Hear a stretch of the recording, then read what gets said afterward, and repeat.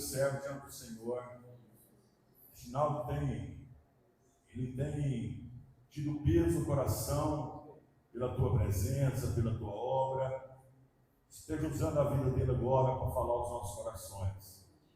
Obrigado mesmo, Senhor, por esta vida, pela sua família, pelo grupo que reúne na sua casa, cada grupo que tem reunido, Senhor. Ensina mesmo a cada dia, Senhor, a gente abrir os nossos corações, ouvir a tua palavra e dar valor naquilo que o Senhor está falando. Usa a vida do teu servo agora para transmitir aos nossos corações a tua palavra. Em nome de Jesus. Amém. Amém.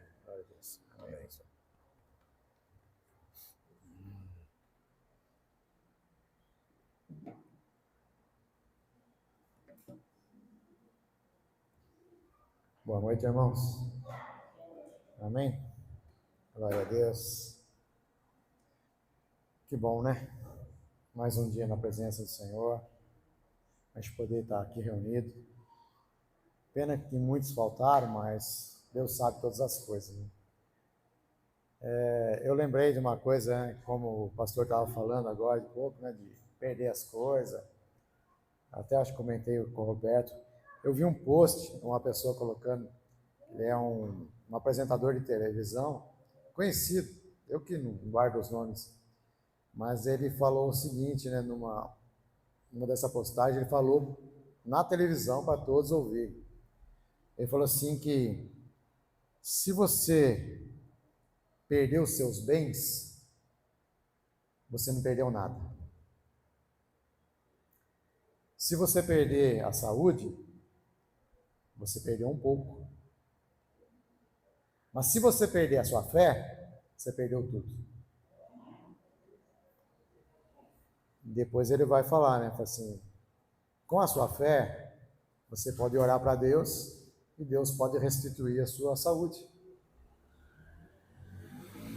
Com o teu esforço, você pode também colocar diante de Deus e reconquistar os seus bens. Mas se você perde a sua fé, você perde tudo. Então, nós, nesses dias, nós não podemos perder a fé. Muitas vezes a gente fica triste por ser humano, no sentido de, hoje, tem quem pregue, mas falta quem ouça. Vai chegar um tempo que vai ter muita gente querendo ouvir, mas não vai ter quem pregue. As pessoas desperdiçam seu tempo em outras coisas, trocando as coisas de Deus por qualquer outro motivo. E as coisas de Deus não se brincam. A gente não troca as coisas de Deus. A gente não pode substituir uma coisa que é única, que é a coisa mais preciosa que a gente tem, que é a presença de Deus, como o pastor falou. A presença de Deus na nossa vida é tudo, irmãos. Pode faltar tudo, mas a gente não pode ficar sem a presença de Deus.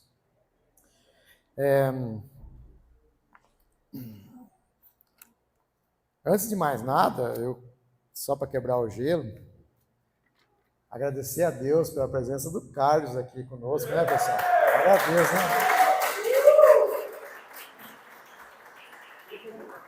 O Carlos e a Roselinha é uma benção.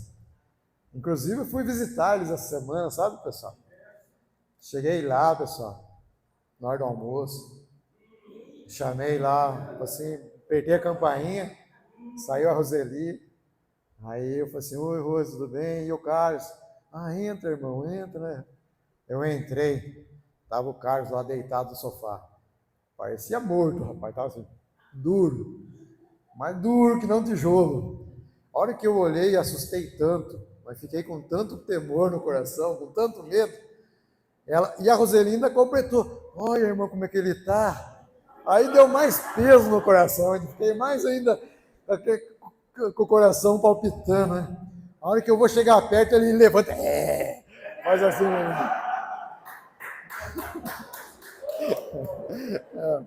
Quase morri de susto, né? Falei, Carlão. Falei assim, é mais fácil no velório o cara levantar, né? A gente não assusta tanto. Mas eu falei, eu que zoo, e agora você vem tirar uma comigo, né? Aí ele deu risada. Sei que moral da história, ficamos lá 1h30 papeando, conversando.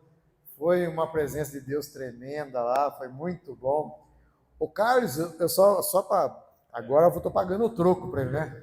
O Carlos, ele estava tão chororô, né, cara? Tanta com a presença de Deus, que ele teve muita experiência, e depois, mais para frente, ele vai contar isso para a gente, né? Com todas as experiências que ele teve. Mas ele estava tão sensível, Deus tirou aquele coração dele lá e colocou um coração tão molinho, que ele chorava até assistindo receita de bolo. Estava lá a pessoa fazendo receita de bolo e ele chorava. Então, quer dizer, Deus está trabalhando, irmãos. Deus não está parado, não. Quer dizer, ele tira aquele coraçãozinho duro da gente, coloca um coraçãozinho melhor, né?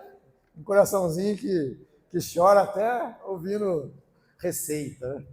Mas glória a Deus por isso, né? Glória a Deus por isso. Deus é bom, irmãos. Essa semana, né? Como eu estava encarregado da palavra, eu busquei várias coisas e veio tanta coisa nos meus pensamentos. E na hora, irmãos, parece que começa a vir coisa. Aí chega no dia para você trazer a palavra, todas essas coisas somem. Elas vão desaparecendo. Parece que nada encaixa mais. Parece que tudo que eu tinha pensado, na hora eu não conseguia colocar no papel. Você não consegue, parece uma batalha espiritual, sabe? Uma coisa que você sabe o que quer, você sabe como falar, mas ela foge. Ela parece que a cabeça da gente parece que vai para outros cantos.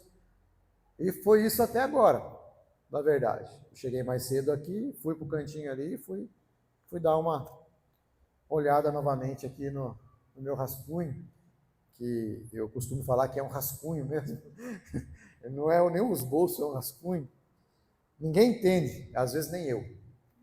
Então, se eu mostrar para vocês, vocês não vão entender mesmo. E como eu não sabia como começar, eu vou começar pelo começo, né? Para a gente tentar achar alguma parte. Eu dei um título, na verdade eu tinha um monte de títulos, né?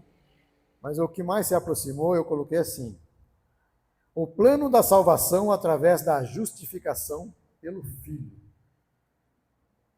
O plano da salvação através da justificação pelo Filho. Por que eu pensei nisso, né? Porque eu estava com pensamentos entre o que é ser justo e o que é ser justificado, né? Muitas vezes a gente acha que é justo, mas a palavra diz que nem somos justificados. E eu queria entender um pouquinho esse plano da salvação junto com os irmãos hoje.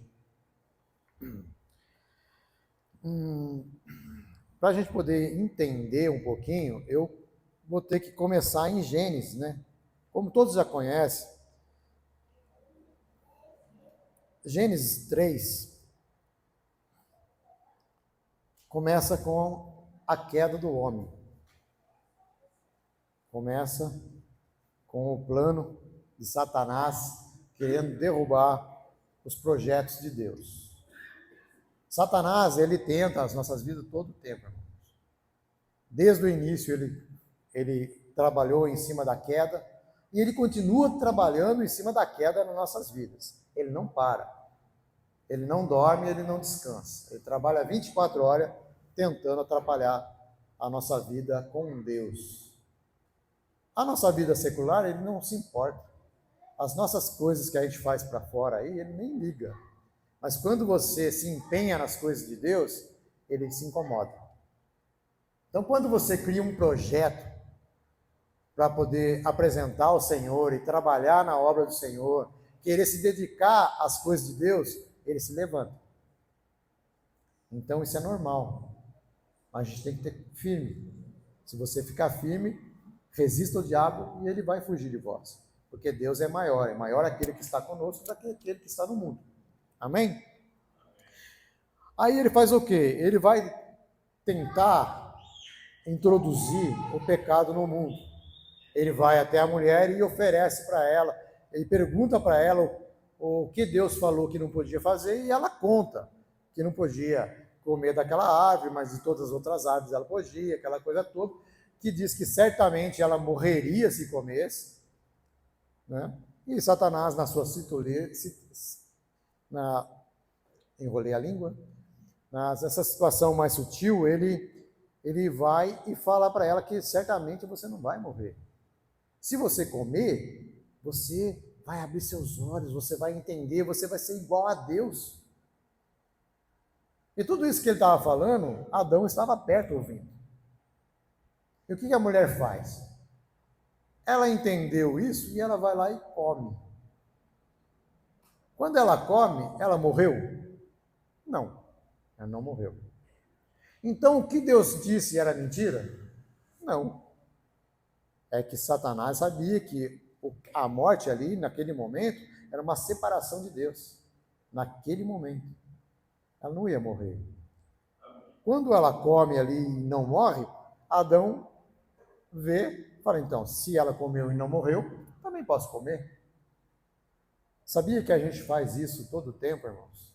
Muitas coisas a gente não faz esperando que o outro faça primeiro. Se der certo do outro fazer, a gente vai lá e faz também. A gente acaba copiando as coisas dos outros, porque a gente não tem uma identidade própria. O que Adão deveria fazer? Ele falou assim, não, isso aí está errado. Deus falou para não comer. Mas ele não estava firmado nisso. O desejo dele também era de conhecer. E ele vai e cai no pecado, nesse engano. Satanás engana. E o que acontece quando ele come? Ele não morre, mas abre os olhos. E ele entende a situação dele. Como que eles viviam? Eles viviam nus. E ele vê que ele estava nus e sente vergonha. O que é a nudez naquela época? A nudez era símbolo de pureza.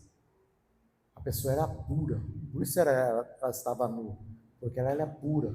Isso não afetava a vida dela andar nua, porque não tinha maus pensamentos. Diferente de hoje, se a pessoa anda semi-nua, todo mundo pensa, olha, deseja, acaba levando os pensamentos a outra coisa. Mas naquela época não. A partir do momento da queda do homem, isso despertou esses desejos na carne. Aí o que ele faz? Ele sente vergonha, e na vergonha que ele sente, ele vai lá cozer folhas de figueira para se cobrir. Não é? O pecado nos traz vergonha. A gente pode até gostar de pecar, mas depois que você peca, você se sente envergonhado. Você sente aquele desconforto dentro do seu coração, porque o Espírito Santo ele fica entristecido conosco. Ele é momentâneo, é uma alegria momentânea. Você vai lá e peca, só que depois que pecou, bate a condenação, bate o arrependimento. E isso ele teve. Ele acabou de pecar e se sentiu arrependido, mas não tinha mais o que fazer. O que ele tentou fazer? Se cobrir. E aí, resolveu o problema dele? Não resolveu o problema dele. Aí você para pensar, mas então Deus, na sua soberania, na sua onisciência, na sua onipotência, ele não sabia que ia acontecer isso? Sabia. Deus sabe todas as coisas. Deus tem conhecimento de tudo. Ele sabia que o homem ia pecar antes mesmo do homem pecar. Ele já tinha entendimento disso aí. Ah, mas para que ele deixou? Porque sabe que Deus ele não criou pessoas para ser um robô. Ele queria pessoas que amassem ele, que obedecessem ele, que se tivesse comunhão com ele. Deus tinha prazer na comunhão com o homem. Mas ele sabia? Sabia. Então ele traz uma solução antes. É isso que eu queria comentar com vocês, que muitas vezes aquilo que a gente faz, Deus tem uma solução antes para a gente. A gente pode até errar, mas Deus, na sua infinita misericórdia, Ele tem uma solução. E a solução que Ele tinha lá era o Filho dele. Não dava para só uma planta cobrir o pecado. Aí se você for olhar em Apocalipse 13:8, ele vai falar o seguinte. Apocalipse 13:8.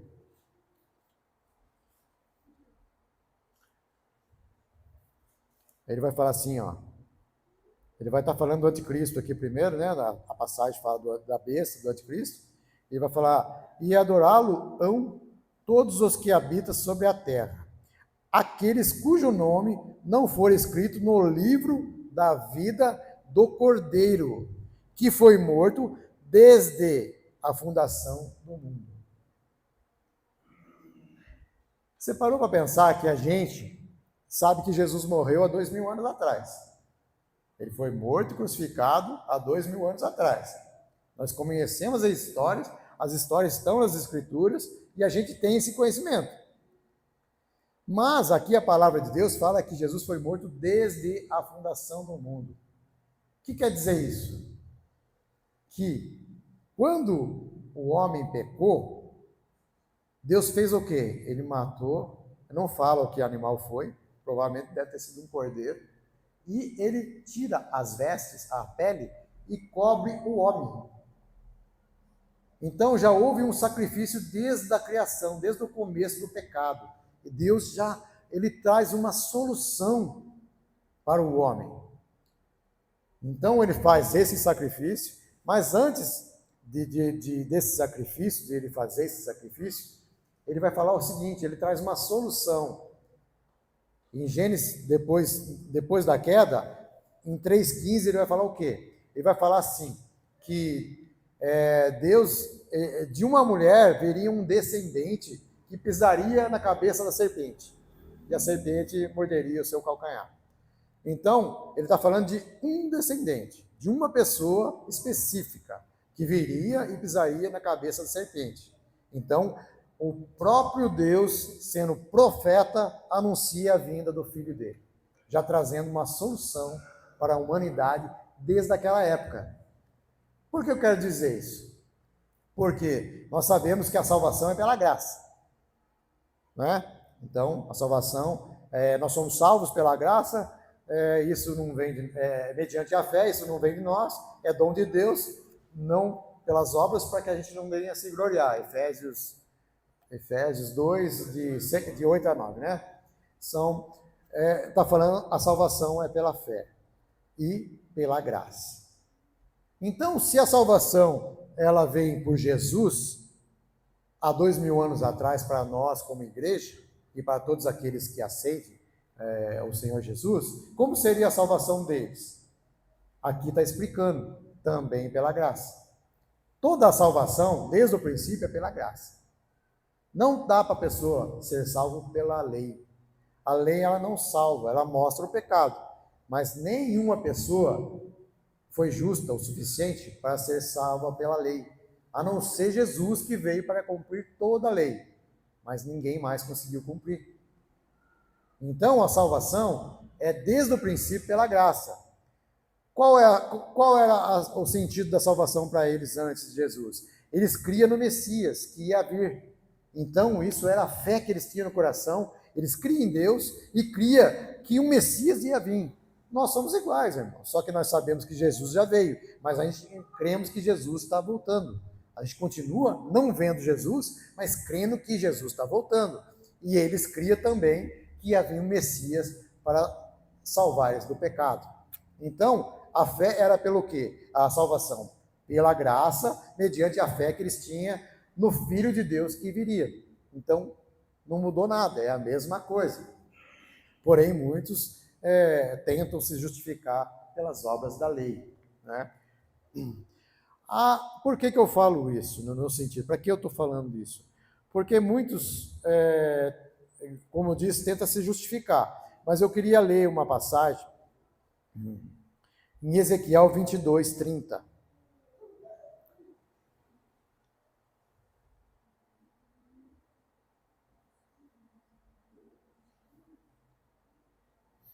Ezequiel 22, 30. Ele vai falar o seguinte: busquei entre eles um homem que tapasse o muro e se colocasse na brecha perante mim, a favor desta terra, para que eu não a destruísse. Mas ninguém achei. Ezequiel, ele viveu 600, 700 anos antes de Jesus. Essa é uma profecia lá para pouco antes de Jesus. Muitas vezes a gente entendia essa profecia, acho que muitas pessoas, não todas, né? Mas que nós devemos nos colocar na brecha, que nós devemos fazer isso. Mas ele não está falando isso. Ele está falando que ele procurou um homem para se colocar na brecha e não achou ninguém. Você pode colocar assim, ele procurou um justo e não achou nenhum. Não é? Romanos 3,10 vai falar assim, que não há um justo sequer. Todos pecaram e todos estão destituídos da glória de Deus. Então não tem um justo. Por isso que muitas vezes a gente acha que somos justos, nós somos justificados. Mas a gente vai falar sobre isso. Então, eu fiquei pensando, falei assim, puxa vida, né? Se ele procurou um homem, mas não achou, quem seria? Jesus, o único homem que poderia se pôr na brecha. O que quer dizer essa brecha? Eu não comentei sobre o pecado, não estava falando da queda do homem. Antes da queda do homem, tinha um muro. O que simboliza um muro? Muro é uma proteção. É uma proteção contra alguma coisa. Ele faz separação entre duas coisas. E esse muro, ele separava do pecado para o mundo. Quando o homem peca, ele abriu uma brecha nesse muro. Quando ele desobedece, quando ele desobedece, foi feita uma brecha nesse muro. Através dessa brecha, o pecado teve direito de entrar no mundo. Por isso que nós não temos como fechar essa brecha, porque isso aí é para fechar o pecado. Só um homem pode fazer isso, só Jesus Cristo. Então só ele poderia estar nessa brecha, fechando esse muro, para que a gente pudesse ter novamente acesso ao Pai. Então hoje nós temos acesso ao Pai, por quê? Porque Jesus, ele se coloca diante da brecha, em favor da humanidade. E eu fiquei tão assim, feliz com esse pensamento que eu nunca tinha entendido essa passagem. Mas aí Deus me leva a pensar isso, por causa dos textos que eu estava vindo buscando. Então hoje eu entendo que essa brecha é fechada somente por Jesus. Jesus fechou essa brecha, nos dando a oportunidade novamente de estar ligado ao Pai. Mas nós devemos colocar na brecha pelos outros? Sim. Mas não da forma que ele fez, mas sim em oração, intercessão, buscar a presença de Deus para que ele possa estar nos usando dia a dia, nos dispor aquilo que ele quer nos usar. Deus é maravilhoso, ele quer nos usar. O difícil é achar a pessoa para ser usada, pessoas disponíveis.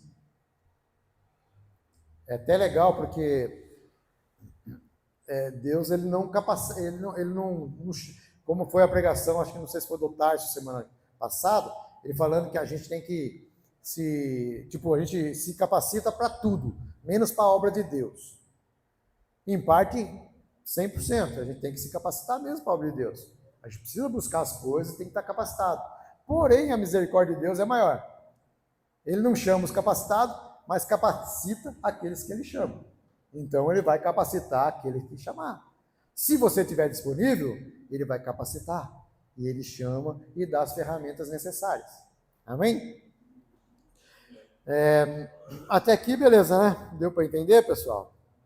Amém? Aí, nesse mesmo entendimento, depois em Gênesis mesmo, 12, a gente vai entrar na história de Abraão. Gênesis 12, vai vir a promessa, né, para Abraão, de uma terra, de um povo, de bênçãos para as nações. Deus faz promessas para Abraão aqui. E Abraão, ele é uma pessoa justa? Ela foi salva por causa da justiça dele? Ou por causa de alguma coisa nesse sentido? Não. Nós todos conhecemos que Abraão, ele foi salvo, ele foi justificado pela fé, né? Só que nem tanto pela fé. Tem uma passagem que vai falar o contrário. Por isso que a gente não deve só ler uma passagem. Porque muitas vezes a gente lê uma passagem e toma base só por ela. E a gente fica firme nela e não, é só pela fé? Não. Se a gente abrir aqui em Tiago 2, deixa eu ver se está aqui mesmo. Tiago 2, na verdade ele vai falar do 14, né? Do 14 em diante. Tiago 2.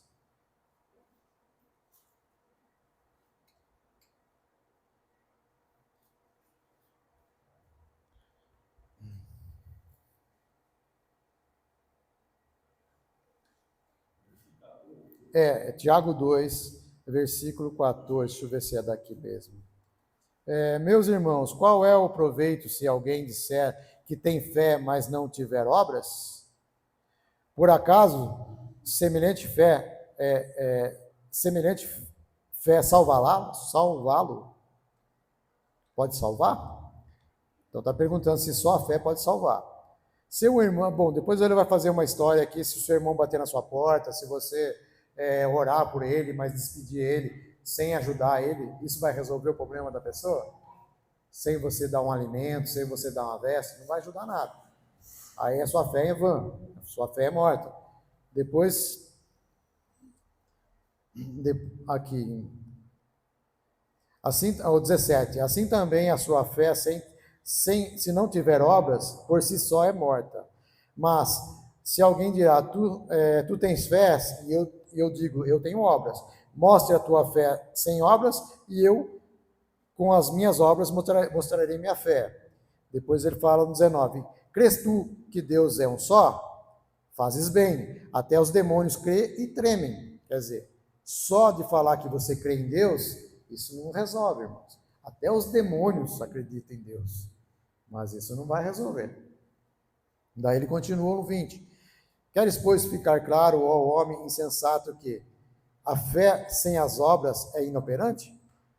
21. Não foi as obras, esse aqui é importante, ó. Não foi as obras que Abraão, o nosso pai, foi justificado quando ofereceu sobre o altar o próprio filho Isaque?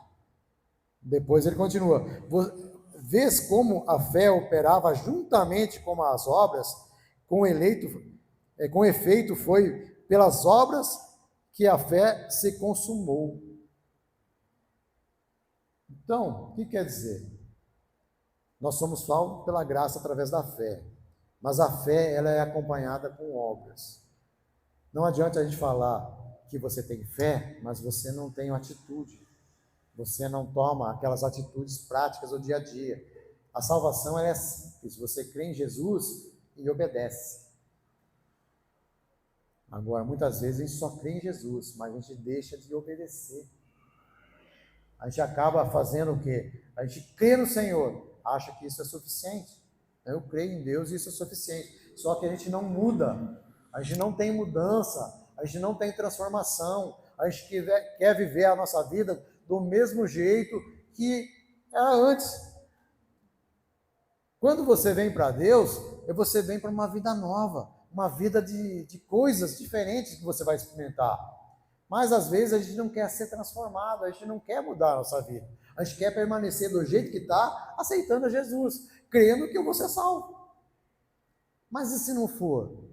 Aqui Abraão foi salvo, está falando pela obra, porque ele cria em Deus. Mas Deus fala assim, vai lá e sacrifica seu filho. Ele foi para sacrificar. Aí ele foi justificado pela obra, na fé que ele tinha. Então ele teve uma ação, ele não ficou parado. Ele podia sim falar, Senhor, eu tenho fé que o Senhor vai colocar outra coisa, então eu não vou fazer. Ele podia negar. Mas ele não fez isso, ele não negou aquilo que Deus pediu para ele, ele foi lá e fez. Não terminou de fazer porque Deus é misericordioso, mas ele teria feito. Então, Abraão ele foi justificado através das obras pela fé. Juntos, os dois caminham juntos. Não adianta falar que tem fé e não faz nada, não tem transformação de vidas. Não adianta também você se engrandecer que faz muita coisa, mas também não está ligado a Deus. Então nós temos que estar caminhando das duas formas, caminhando com Deus e trabalhando para Deus. Trabalhando com Deus, né, como a gente sempre fala. Aí, isso aqui Gênesis 18, que ele vai aparecer, né? Mas Gênesis 13, ele vai ter uma desavença. Abraão tem um problema lá na questão com Ló. Ló era seu sobrinho. E Ló, ele fala para Ló o seguinte, assim, os nossos pastores com o seu pastor, os seus pastores estão tendo muito problema. Então, o que acontece? Eles decidiram se dividir, separar. Quando eles se separam, eles falam o quê? Abraão fala assim, escolhe um lado, se você for para a direita, eu vou para a esquerda, se você for para a esquerda, eu vou para a direita. Eles tomam essa posição. O que acontece com o Ló? Ele olha o quê? Ele olha o natural. Ele vai ver a campina verde, os pastos altos, a terra produtiva. Isso é normal para nossas vidas. Abraão, ele podia ter escolhido o quê? Assim, eu sei que Abraão, Deus é amigo de Abraão. Eu quero ficar com Abraão, nem que fique meio longe, mas eu vou ficar junto com o Senhor. Eu não vou me separar do Senhor, vou ficar perto, porque eu sei que a bênção acompanha a vida de Abraão. Abraão era amigo de Deus. Mas ele não, ele olhou a situação do mundo. Ele viu que lá era melhor e aqui era deserto. Então ele decidiu para as coisas do mundo. Ele foi, só que lá nas coisas do mundo tinha outras coisas, além do pasto verde, das coisas, mas tinha orgia, tinha bebedice, tinha glutonaria, tinha tudo do outro lado. E ele decide ir para esse lado. São coisas que a gente tem que parar para pensar. Qual lado a gente está escolhendo para ir? Nos lados das coisas do mundo ou do lado das coisas de Deus, como Abraão? E ele foi para lá. Depois daí no 18, como eu falei, Deus ele vai aparecer para Abraão e vai fazer algumas promessas, vai falar que ele vai ter filho, aquela coisa toda, e Deus fala o seguinte, fala assim, vamos até Abraão, porque Abraão é meu amigo, como que eu posso esconder alguma coisa dele? Então ele decide contar os planos para Abraão que ele ia destruir Sodoma e Gomorra. Ele faz isso, fala assim, como Abraão é meu amigo, eu vou contar meus planos. Em Amós 3,7 fala o quê? Que Deus não faz nada sem antes ele falar para os seus servos, os profetas. Isso se cumpre na vida de Abraão. Então, quer dizer, Deus ele vem, vocês conhecem a história, vem Deus, a gente acredita que é Jesus, né? Jesus que é ali em pessoa, mais 2 anjos, e Deus conta o que vai fazer para Abraão. Aí Abraão fala o quê? Porque Abraão sabe que Ló está lá em Sodoma. E Abraão ama sua família. Nós amamos a nossa casa, nós amamos nossa família, os nossos familiares. Aí o que ele fala para Deus? Mas Senhor, você vai se destruir lá se tiver 50 justos? Ele não fala justificado, ele fala justo. Por quê? Porque nós enxergamos as pessoas diferente de Deus. Eu olho para uma pessoa e vejo uma pessoa boa, eu falo, não, aquela pessoa é justa. Por quê? Porque os atos dela me parecem bons. Mas Deus não vê isso, ele vê a intenção do coração do homem. Ele não enxerga como o homem enxerga.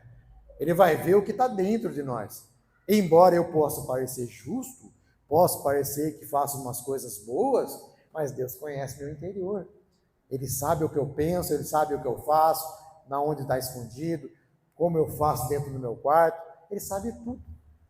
Por isso que em Romanos, como eu comentei 3,10, fala que não tem nenhum justo sequer, a não ser Deus.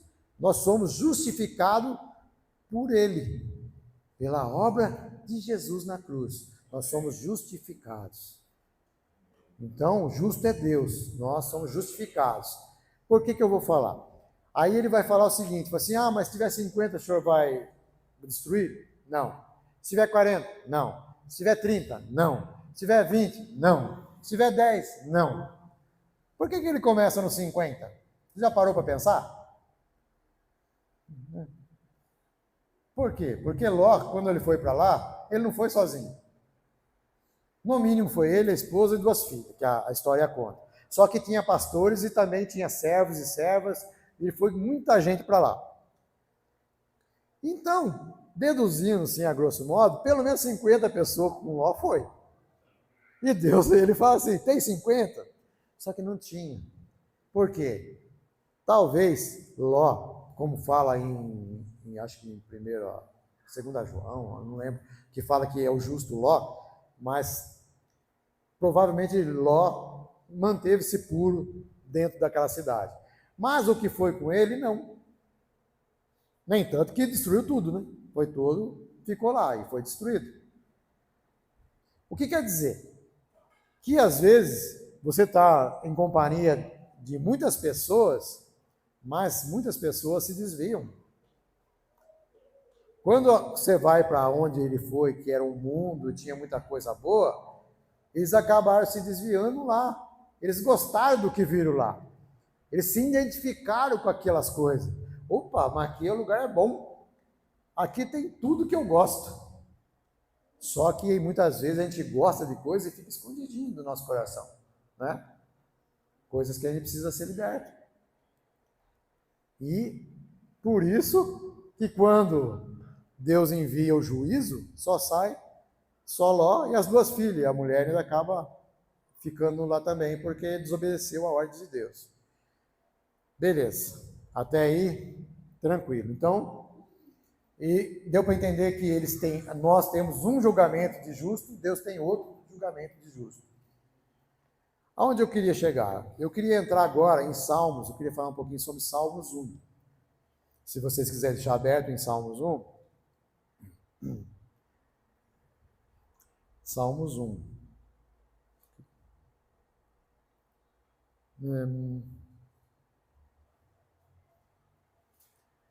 Salmos 1 é escrito por Davi. Davi, ele escreve 74 salmos. Tem 150 na Bíblia, escritos ali, na Bíblia. Provavelmente tenha muito mais, mas selecionado foi 150. Praticamente a metade Davi escreveu. Não é? Davi escreveu. E partindo do princípio que o primeiro salmo que ele escreve, ele vai falar sobre o quê? Sobre justo e ímpio. Então é o mesmo assunto, tá? Sobre a questão de ser justo ou ser ímpio. Aí eu pensei, Davi era justo? Você já viu a vida de Davi? Como ele era? Se bobear, no nosso ego, a gente fala, nossa, eu era mais justo do que Davi. Ele adulterou, ele fornicou, ele praticamente assassinou, porque ele mandou assassinar. Né? Então, eu não mandei ninguém morrer, eu não forniquei, eu não fiz nada disso. Aí eu corro o risco de quê? Do orgulho. Né? Eu corro o risco de orgulho.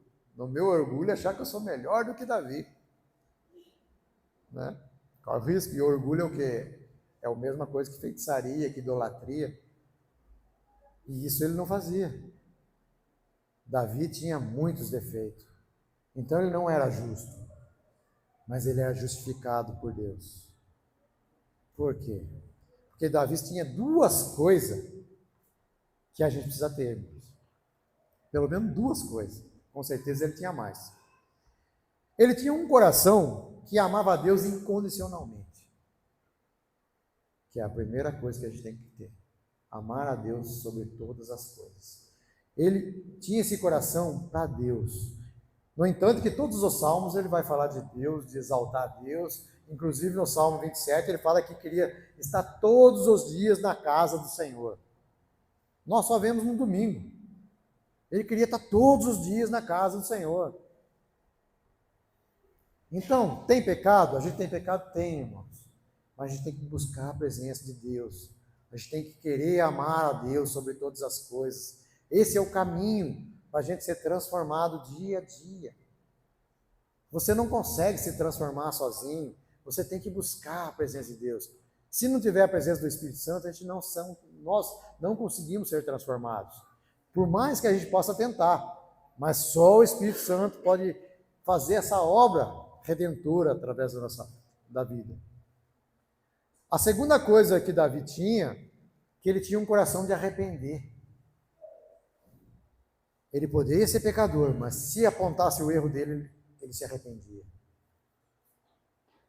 Todo mundo conhece a história de Davi, que quando ele peca, faz todas aquelas coisas erradas, aí vem o profeta Natan e conta uma historinha para ele e tal, que tinha uma família lá que tinha uma ovelhinha, que não sei, tipo assim, eu não lembro exatamente, mas que tinha lá e veio um outro, tinha muitas ovelhas, mas acabou, por ele ter muitas ovelhas, ele olhou a ovelha do vizinho e falou, não, vou pegar aquela ovelha, eu sacrifico e continuo com as minhas. Aí foi lá, pegou a única ovelha do vizinho lá e matou e sacrificou. E Davi ficou indignado. Tem que matar, não pode. Daí Natan fala, não, isso aí é você. Você fez isso. A hora que ele fala, Davi se prostra, cai em terra e se arrepende. Sabe o que é isso, irmãos? Muitas vezes a gente quer andar sozinho, porque a gente não quer que os outros apontem o dedo para a gente, contando o nosso pecado, contando aquilo que a gente faz. Então a gente prefere se isolar do que parecer alguém e falar, mas você faz isso, faz aquilo. Mas Davi não era assim. Quando apontaram o dedo para ele, ele se arrependeu. Ele não só se arrependeu, como ele assumiu o erro e também assumiu as consequências do erro, que foi terrível. Foi terrível. Mas ele assume as consequências do erro. E é isso que a gente tem que fazer. Se nós erramos e pecamos, nós devemos nos arrepender e assumir essa consequência, para que Deus possa tratar o nosso coração e a gente ser mudado. Amém? Aí em Salmo 1, todo mundo conhece de cor e salteado, né? Ele vai falar sobre o ímpio, o justo e o ímpio. A interessante aqui é que ele vai falar, são só seis versículos, onde 3 ele fala do justo e 3 ele vai falar do ímpio. No primeiro eu já comentei com vocês, mas é só para ler. Ele vai falar assim, bem-aventurado o homem que não anda no caminho, no conselho dos ímpios. Ponto. Nós não devemos nos aconselhar com os ímpios. Por quê? Porque eles não entendem as coisas de Deus. Eles não têm o mesmo conhecimento das coisas de Deus. Eles podem até ter coisas boas para falar, mas são baseados nas coisas do mundo, na prosperidade, nas coisas que são dessa terra. Quando você se aconselha com alguém que é de Deus, ele tem uma outra visão.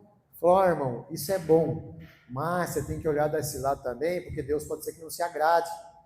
Então a gente tem que buscar o conselho daquele que anda com você, daquele pessoa que você conhece e sabe que é íntegra, que é uma pessoa de Deus. Depois ele fala, que não se detém no caminho dos pecadores, que quer dizer o quê? Que não se associa com pecadores. Você não se associa, você não tem parte com eles.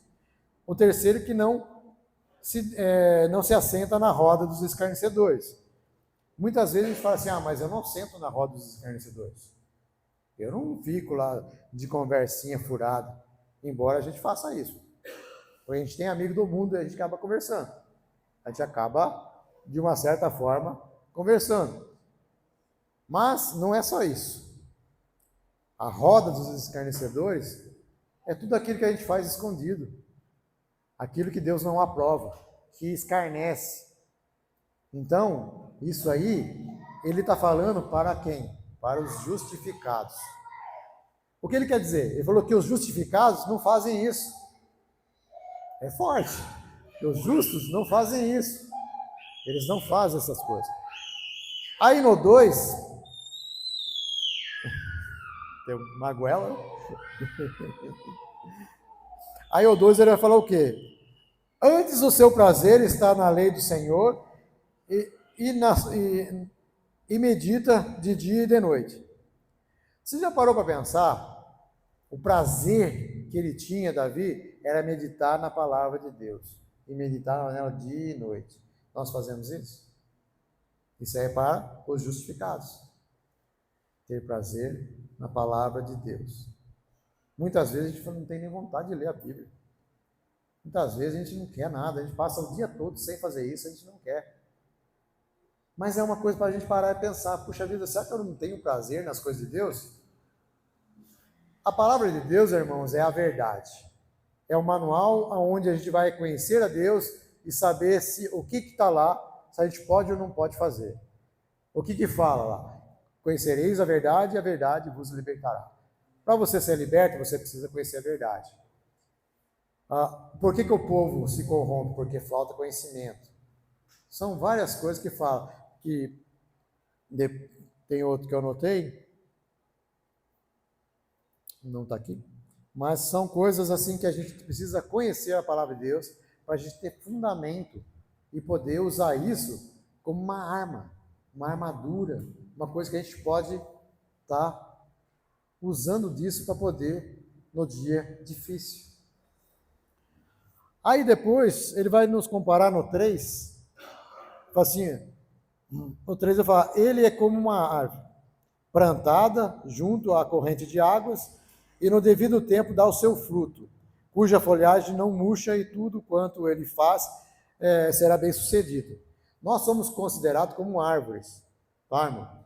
Nós somos como árvores, mas para você ser uma árvore que vai dar algum fruto, você precisa estar à beira do ribeiro, aonde tem a fonte de água viva. Se você não estiver ligado na água, se você for plantado no deserto, você seca. Você não consegue. A árvore, o fundamento dela são as raízes, que é o ministério dos apóstolos, onde a gente estuda as palavras de Deus, onde tira as escrituras. Porém, a gente tem que estar perto da água. Se você afastar da água, que é Jesus, você seca. Quando você está perto da água, o que acontece? As suas folhas não murcham, continua verde. Aí o seu fruto vai dar o fruto no seu tempo. Aqui ele fala do fruto, não sei se vocês perceberam, ele não fala dar os seus frutos, dá o seu fruto. Então o que ele quer dizer que dá o seu fruto? Não é? Vamos entender isso aí. Bom, antes da gente falar desse fruto, depois disso ele vai falar sobre 3 coisas que o ímpio faz. Ele vai falar, os ímpios não são assim, são, porém, como uma palha que o vento dispersa. Por isso, os perversos não prevalecerão no juízo, nem os pecadores na congregação dos justos, pois o Senhor conhece o caminho dos justos, mas o caminho dos ímpios perecerá. Aqui está falando que o ímpio é como palha, que o vento sopra e leva. Porém, lembra da árvore? Se você não ficar perto da água, você seca as folhas e cai no chão. Quando ela cai no chão, ela se junta com a palha.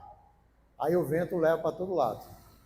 Você é como folha seca, que não tem como frutificar, a não ser que se arrependa e volte para a árvore. A árvore simboliza o quê? Simboliza nós, a congregação. Nós não temos como ficar sozinhos. Você seca.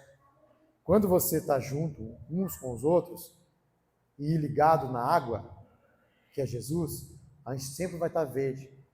Aí, no tempo certo, vai dar o fruto. O que é esse fruto? Eu não vou falar dele, porque a gente vai estar encerrando já, irmãos. Mas o fruto, eu só vou dar só uma pinceladinha. O fruto é o quê? É o fruto do Espírito. O que é o fruto do Espírito? Ele fala 9 coisas do fruto do Espírito, né? Em Gálatas 5, 22, 23. Ele vai falar que é amor, alegria, é paz, paciência, amabilidade, bondade, fidelidade, mansidão e domínio próprio. São 9 coisas. Isso que é o quê? O fruto é nosso, mas isso é o caráter de Deus. Quando a gente aceita Jesus, nós somos salvos pela graça, mediante a fé, como a gente falamos. Porém, nós precisamos adquirir agora a personalidade de Deus, o caráter que Ele tem. Isso que a gente tem que mudar na nossa vida, irmãos. Você não consegue fazer nada se você não transformar o seu caráter.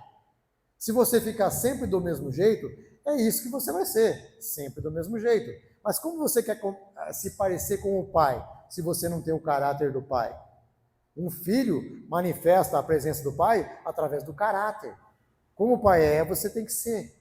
Se o pai realmente faz isso, é o que você vai apresentar. Então, nós temos que ser transformados no caráter de Deus.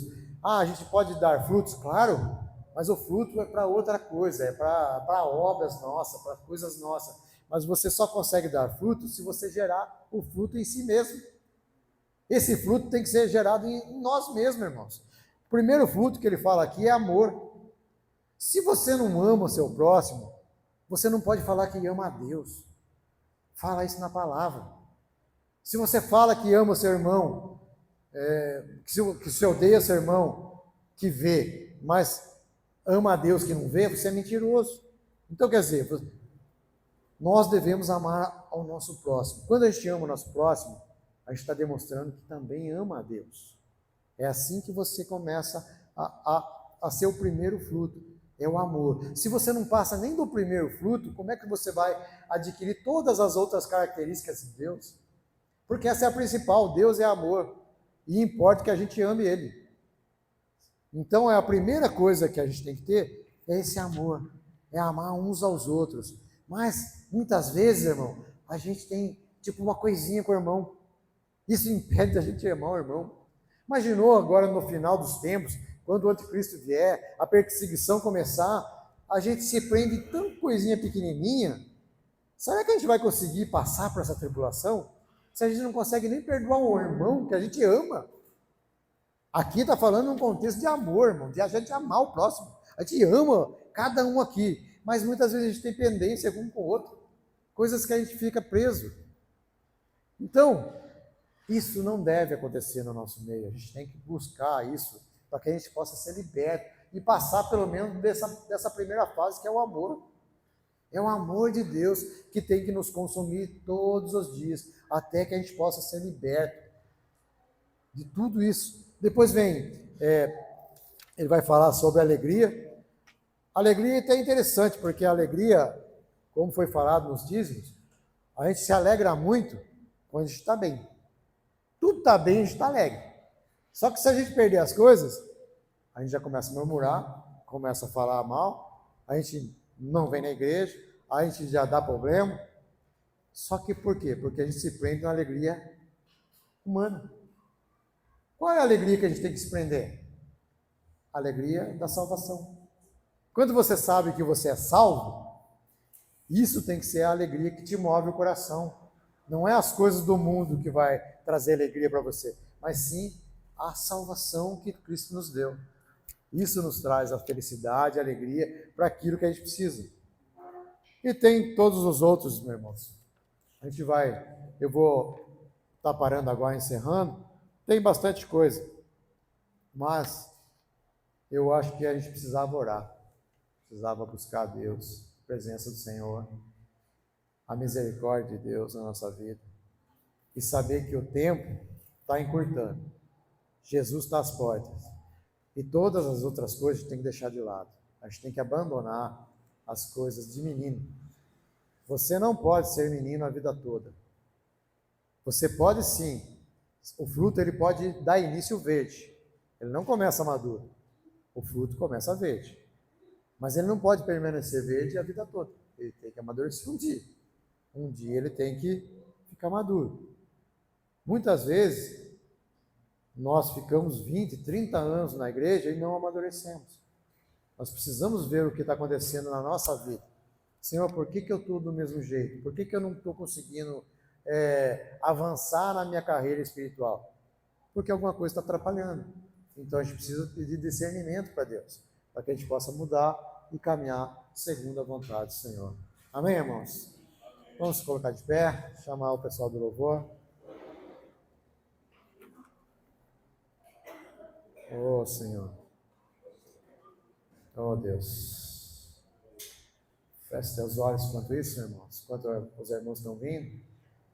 Senhor, nosso Deus, nosso Pai, nós somos gratos a Ti, Senhor, porque Nós cremos, Senhor, que é o Senhor que nos salva, Senhor. É o Senhor que nos liberta, Senhor. É o Senhor que nos justifica, Senhor, de todo pecado, de todo engano, Pai. Que o Senhor possa reinar em nossas vidas, Senhor, derramando do Teu Espírito Santo sobre a nossa casa, sobre o nosso lar, sobre as nossas vidas, Pai. Trabalha no nosso interior, Pai. Liberta, Senhor, os nossos pés desse mundo, Senhor. Que nós não venhamos ficar presos, Senhor, nessas coisas, Senhor. Mas que nós possamos alcançar a carreira que foi proposta a cada um de nós, Pai. Abençoa as nossas vidas, Pai, para que nós possamos prosseguir, Pai. Alcançar o alvo, Senhor, que é o Senhor, Pai. Abençoa, Senhor, em tudo que a gente for fazer, Senhor. Seja para a honra e glória do Teu nome, Pai. Fortalece a nossa mente, o nosso coração, Pai. Nos dá, Senhor, um entendimento da Tua palavra, Pai. Nos dá sabedoria, Pai, para agir conforme a vontade do Senhor, Pai. Tira, Senhor, tudo, Senhor, que não convém no nosso meio, Pai. Pensamentos errados, Senhor. Coisas pequenas, Senhor. Nos põe amor, Senhor. Amor ao próximo, Senhor. Para que nós possamos amar incondicionalmente, Senhor. Ô, Senhor, a Tua palavra diz, Senhor, que nós devemos amar até o nosso inimigo, Senhor. Ô, Pai, põe esse coração, Pai, para que nós possamos colocar, Senhor, a nossa vida, Senhor, à disposição da Tua obra, Pai. Nós queremos, Senhor, ser edificados nesse fruto, Senhor, que é o Teu caráter, Senhor. Nos dá, Senhor, a edificação da nossa vida, Senhor, em cima do Teu caráter, Pai. Não daquilo que nós fazemos, Pai, daquilo que nós pensamos, Pai, mas sim daquilo que o Senhor é, Pai. Em nome do Senhor Jesus, Pai. Oh, Deus, glórias a Ti, Pai.